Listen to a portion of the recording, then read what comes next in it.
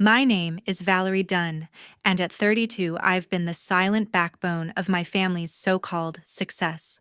For years, I poured tens of thousands of dollars into their dreams, lending money to my parents and my brother for his flashy real estate ventures. At first, it worked. They basked in the glow of new deals, fancy cars, and lavish dinners, all thanks to my loans. But the moment their bank accounts swelled, their gratitude vanished. My parents started dismissing me, saying I was just the tech girl who didn't understand family ambition. My brother, once desperate for my help, began acting like his success was all his own, brushing off my contributions like they were pocket change. I swallowed the hurt, kept wiring money, and stayed quiet, terrified they'd brand me selfish if I stopped.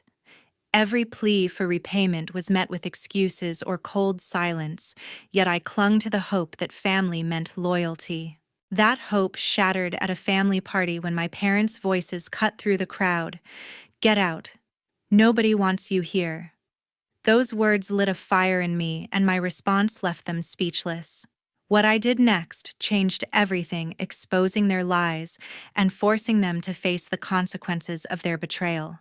Want to know how I broke free from their grip and turned the tables? Subscribe now to follow my journey and see how one moment flipped my family's world upside down. Let me take you back to the party that changed my family that day. The air was crisp, the kind of fall evening that makes you pull your jacket a little tighter. I pulled into my parents' driveway in Madison, Wisconsin, my stomach already twisting with unease. Their suburban house was alive with chatter, the backyard transformed into a festive scene. Long tables draped in white cloth stretched across the garden, laden with platters of grilled steak corn on the cob and bowls of potato salad. Strings of fairy lights twinkled above, casting a warm glow over the guests, relatives, neighbors, and a few of my parents' old friends. I forced a smile weaving through the crowd, my sneakers sinking slightly into the soft grass. I was 32, a software engineer who'd always done my part for the family, but tonight I felt like an outsider in my own home. My brother Mark was holding court near the grill, his voice loud and confident as he bragged about his latest real estate deal. Closed another property last week, he boasted, flipping a burger with a flourish. Prime location, 6 figures, easy money. The crowd nodded impressed, and my parents beamed like he'd just won a Nobel Prize. My father clapped Mark on the shoulder, his face glowing with pride. "That's our boy," he said loud enough for everyone to hear. My mother chimed in, her voice dripping with admiration. "He's built an empire from nothing." I stood by the dessert table, picking at a cupcake, feeling the sting of their words. They hadn't mentioned me once, not the money I'd lent Mark to kickstart his so-called empire, not the late nights I'd spent balancing their budgets. Then my mother turned to me, her smile fading. "Valerie, why can't you be more like your brother?" she said, her voice sharp enough to cut through the chatter. Heads turned, and I froze, the cupcake crumbling in my hand. "All you do is sit in front of a computer pushing papers around. You don't understand what it takes to build something real." My father nodded, his eyes cold. "Mark's out there, making things happen. What have you ever done for this family?" The words hit like a slap, and the crowd murmured, some chuckling awkwardly. I wanted to shrink into the ground, but then Mark stepped forward, a smirk playing on his lips. At 39, he carried himself like he owned the world, his tailored jacket and polished shoes screaming success. "You know, Val, my deals don't need your little tech job," Mark said, his tone mocking. "I made it big because I've got vision, not because of anything you did." My chest tightened. I'd lent him over $50,000, money he'd begged for when his first deal was about to collapse. I'd stayed up nights crunching numbers to keep his business afloat, but now he stood there erasing my role like it was nothing. The crowd laughed, egged on by his confidence, and I felt the heat rising in my face. I couldn't stay silent anymore. "Really, Mark," I said, my voice steady despite the shaking in my hands, "because last I checked, my loans kept your business from tanking." The laughter faltered and Mark's smirk wavered. I turned to the crowd, my heart pounding. I've been pouring money into this family for years, his deals, their bills, all of it. And this is what I get. My mother's face twisted with anger. You're just jealous, she snapped. You've always been jealous of your brother's success. My father stepped forward, his voice booming. Get out, Valerie. Nobody wants you here. The words echoed across the yard, and the crowd went silent, their eyes darting between us. The fairy lights seemed to dim the air, heavy with tension. I could have crumbled. I could have begged for their approval like I'd done so many times before. But something snapped inside me. I straightened, looked my father dead in the eye, and said, "All right, I'll leave. But the loans, the investments, you're on your own." My mother gasped, and Mark's face paled. The crowd stood frozen, the clink of glasses and hum of conversation gone. I turned my footsteps steady on the grass and walked to my car.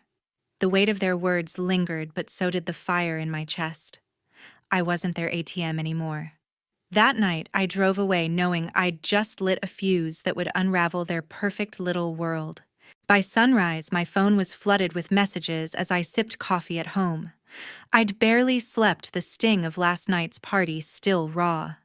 My father's text came first, a long, accusing message that filled my screen. "Valerie, how could you humiliate us like that?" he wrote.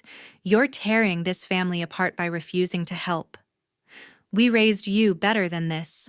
His words felt like a punch, blaming me for daring to stand up for myself. I stared at the screen, my coffee growing cold, wondering how he could twist my decision into betrayal. I didn't reply, but the knot in my stomach tightened. Then my phone buzzed again, this time with notifications from social media. Mark had posted a public rant, his words sharp and venomous. "Some people can't handle their siblings' success," he wrote, tagging me so everyone could see. "Valerie's too jealous to support her own family, turning her back on us when we need her most." I scrolled through the comments, my heart sinking as likes and shares piled up. Strangers called me petty and ungrateful, while old high school friends chimed in saying I'd always been stuck up. Mark's post painted me as the villain, erasing everything I'd done to keep his business afloat. Before I could process it, my phone rang. It was Mark's wife, Tara, her voice icy. "Valerie, do you realize how much you've hurt our family's reputation?" she said. "You're acting like a selfish child, dragging our name through the mud." I gripped the phone, my jaw tight, but stayed silent. Tara didn't wait for a response. She hung up, leaving her words to echo in my head. I'd met her only a few times, always at tense family gatherings, but her loyalty to Mark was unshakable.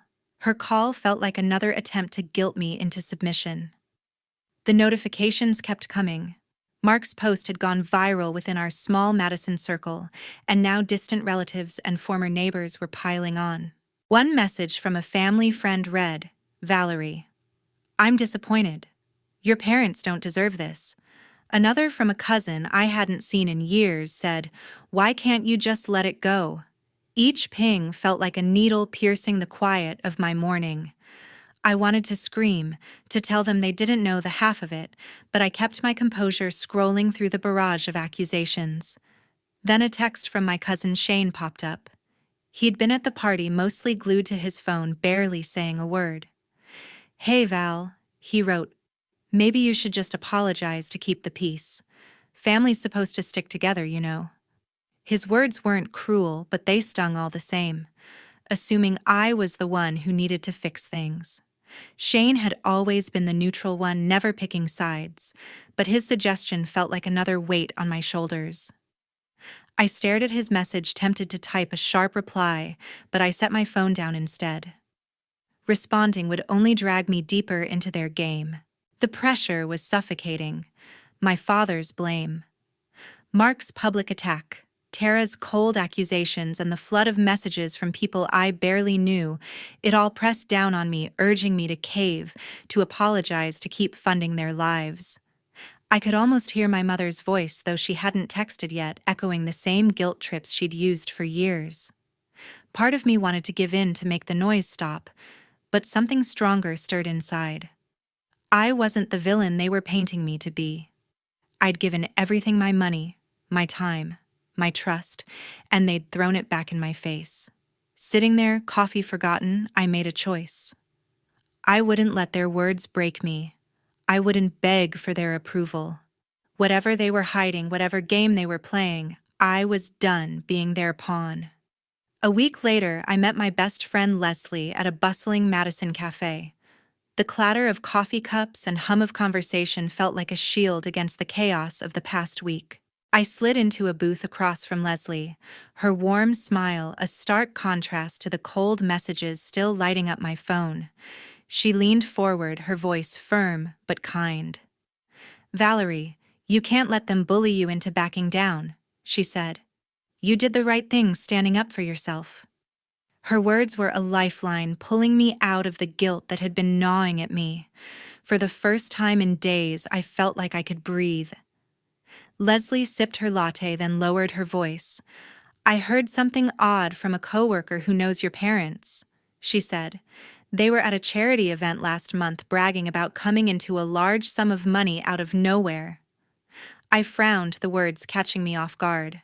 My father and mother weren't the type to have sudden windfalls unless they were hiding something. Leslie raised an eyebrow, reading my expression. "It didn't sound like a raise or a bonus," she added. "They were talking like it was a big, unexpected score." My mind raced, trying to make sense of it. I leaned back, stirring my coffee absently. A memory flickered: my parents' new flat-screen TV gleaming in their living room, bought just weeks after I'd lent them money for emergency repairs. Then there was their trip to Las Vegas last spring, complete with stories of fancy dinners and casino nights. They'd called it a well-deserved break, but I'd never questioned where the money came from. Now it felt like a puzzle piece clicking into place. Had they been spending beyond what I'd given them? And if so, how the thought sparked a deeper suspicion. Mark had been flashing cash: 2 new suits, a sleek watch, dinners at upscale restaurants. He'd claimed it was all from his real estate deals, but what if there was more to it? What if he and my parents were hiding a financial mess I didn't know about?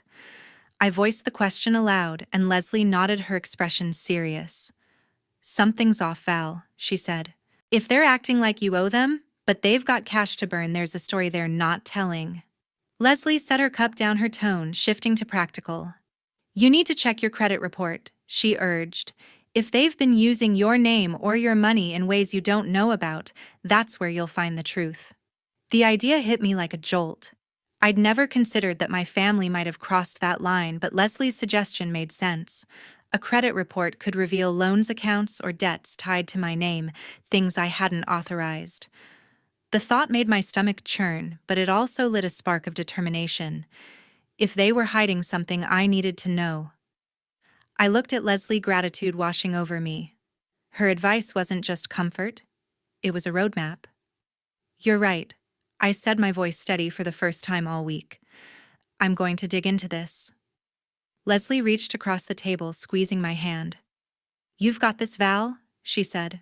"Whatever they're hiding, you're stronger than their lies." I nodded, feeling a flicker of hope. As we left the cafe, I made a mental note to pull my credit report that night. The weight of my family's accusations still lingered, but now I had a plan. I wasn't just reacting anymore. I was taking control. Late one Wednesday night, I sat in my apartment combing through financial records. My laptop screen glowed with the credit report I'd pulled after Leslie's advice, and what I found made my blood run cold. A loan for $60,000 was listed under my name, dated 6 months ago, with my signature nowhere to be found.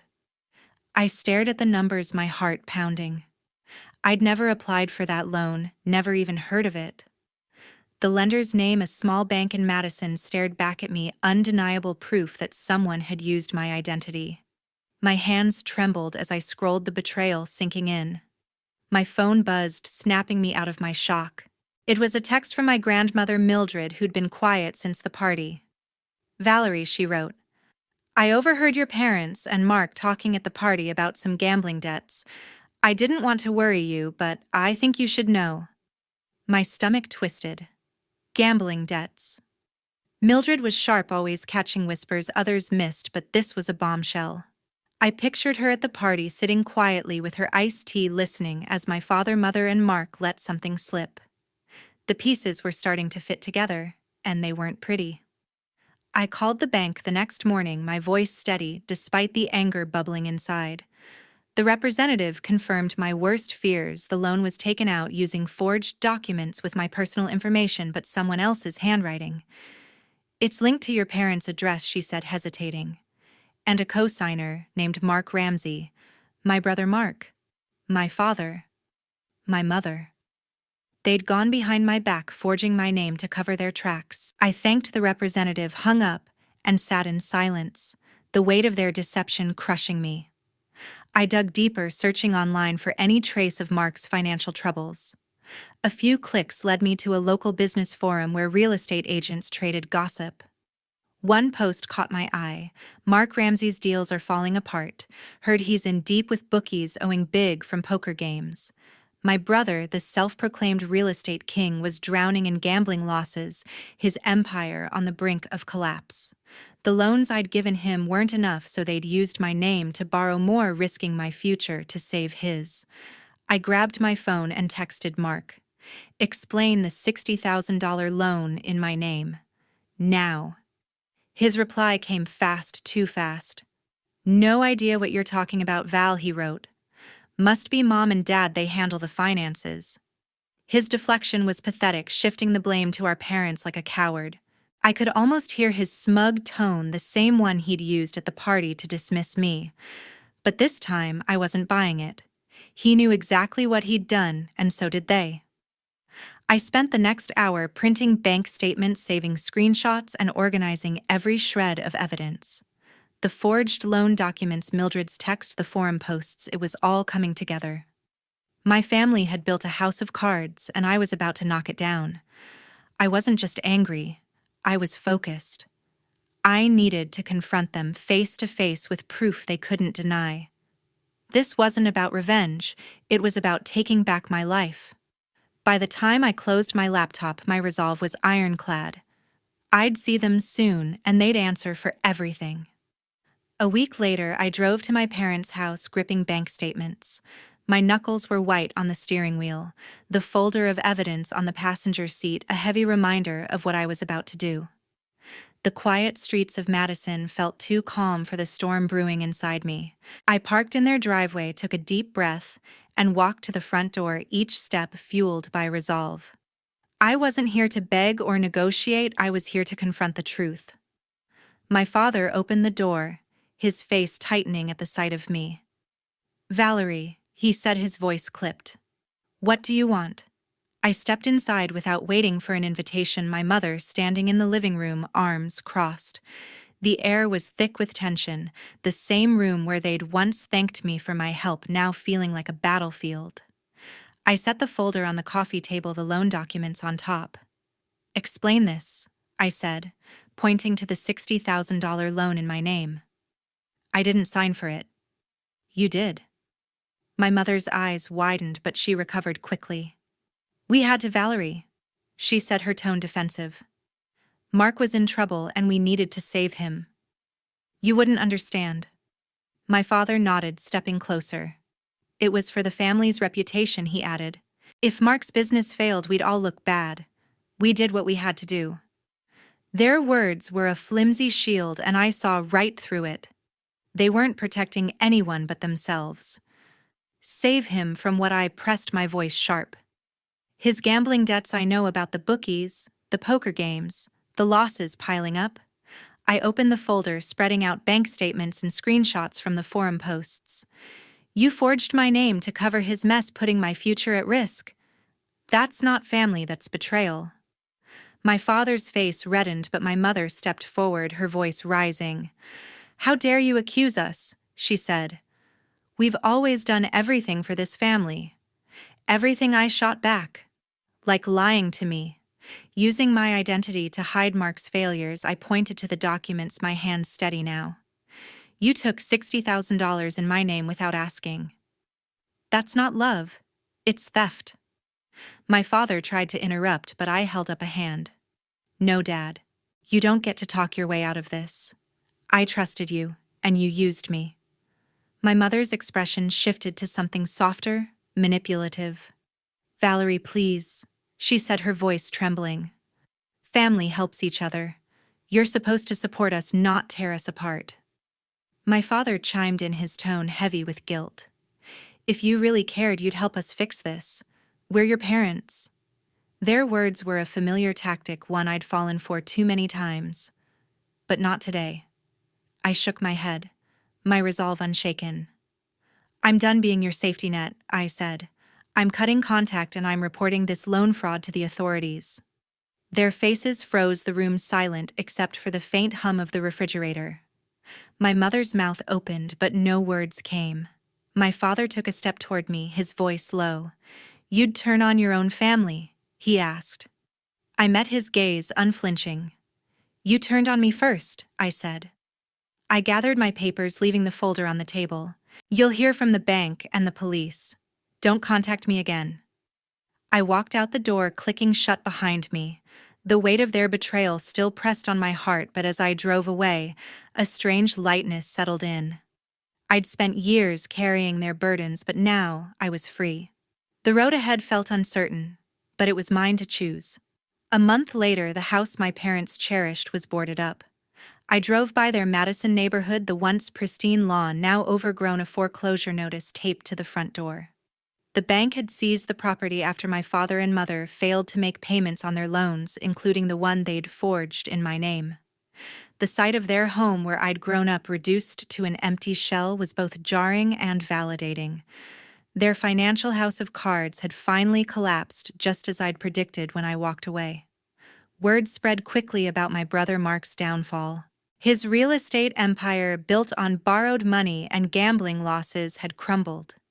He and his wife Tara had moved into a cramped rental apartment on the outskirts of town, a far cry from the lavish lifestyle they'd flaunted. I heard from a mutual acquaintance that Mark's creditors had come calling his debts to bookies and casinos, swallowing what little he had left. His bankruptcy filing was public record, now a stark reminder of the risks he'd taken with my trust. A letter arrived from Tara a few days later, her handwriting tight and angry. "Valerie, you've ruined our lives," she wrote. "Your selfishness destroyed everything we worked for." The accusation stung, but I set the letter aside, refusing to let her words pull me back into their drama. Tara had stood by Mark through every lie, and now she was paying the price for his choices. I didn't owe her an explanation or an apology. I folded the letter and tucked it into a drawer out of sight. My phone rang that evening, and my grandmother Mildred's voice brought a wave of comfort. "Valerie, you did what was right," she said, her tone warm but firm. "They thought they could use you forever, but you stood your ground." Mildred had always been my quiet ally, watching from the sidelines. Her support felt like a lifeline, reinforcing that I wasn't alone in seeing the truth. "You're stronger than they ever gave you credit for," she added. I smiled, grateful for her words, even as the pain of my family's betrayal lingered. A formal letter from the bank arrived soon after, confirming that the fraudulent loan in my name was under investigation. Authorities were looking into the forged documents, and I'd been cleared of liability. The news was a relief, but it also meant my parents and Mark would face legal consequences. I hadn't wanted it to come to this, but their choices had left me no other path. The investigation was out of my hands now, and I felt a strange calm knowing justice was taking its course. Then, unexpectedly, a text from my cousin Shane popped up. "Val, I owe you an apology," he wrote. "We were wrong to dismiss you. I see now how much they took from you." His words were simple but heavy, an acknowledgement of the family's pattern of sidelining me. Shane had stayed neutral for so long, but this admission showed he'd been watching, maybe even learning. I didn't respond, but his message settled something in me. It wasn't forgiveness, but it was proof that the truth was breaking through. The fallout wasn't easy to witness, but it solidified my choice to walk away. My family's collapse wasn't my doing. It was the inevitable result of their lies. I'd spent years propping them up, but now I was free to build my own future, unburdened by their expectations. 6 months later, I stood in my Madison apartment watching the sunset. The sky glowed orange, casting a warm light over my small, quiet space, a sanctuary I'd built for myself. For the first time in years, I felt unburdened, no longer tethered to my family's demands. I'd spent so long carrying their weight, but now my days were my own. I could breathe, plan, and dream without the shadow of their expectations. This freedom hard-won was worth every painful step it took to get here. I had blocked all contact from my father, mother, and brother Mark. Their numbers, emails, and social media accounts were silenced, and I'd changed my phone number to ensure they couldn't reach me. The decision wasn't easy. Cutting off family left an ache that lingered, but it was necessary. Their betrayal had shown me they'd never change, and I refused to let them drag me back into their chaos. My new number was a clean slate, a line drawn to protect my peace. At a work event last week, I ran into my best friend Leslie. The crowded room buzzed with colleagues, but her familiar laugh cut through the noise. She pulled me into a hug, her eyes bright with pride. "Val, you're glowing," she said, grinning. "Look at you, free and thriving." We stepped outside to catch up, and she listened as I shared how different life felt now. Leslie's joy was infectious, her support, a reminder that I had people who valued me for me, not for what I could give. We clinked glasses, toasting to my new chapter. I'd heard through a former neighbor that Mark was facing lawsuits over his gambling debts. His creditors had tracked him down, and court notices were piling up. My parents, meanwhile, had settled into a cheap rental apartment, a stark contrast to the home they'd lost. The news didn't bring me joy, but it didn't surprise me either. Their choices had led them here, just as mine had led me to freedom. I didn't dwell on their struggles. My focus was on moving forward, not looking back. Reflecting on everything, I realized the hardest but most vital lesson: setting boundaries is essential, even if it means walking away from family.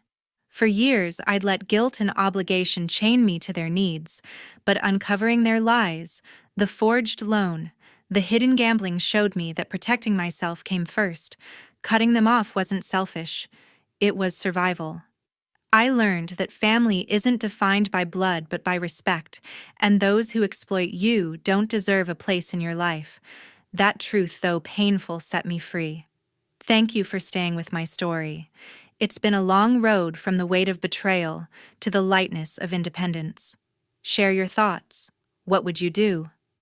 Your stories matter, and I'd love to hear how you faced your own challenges.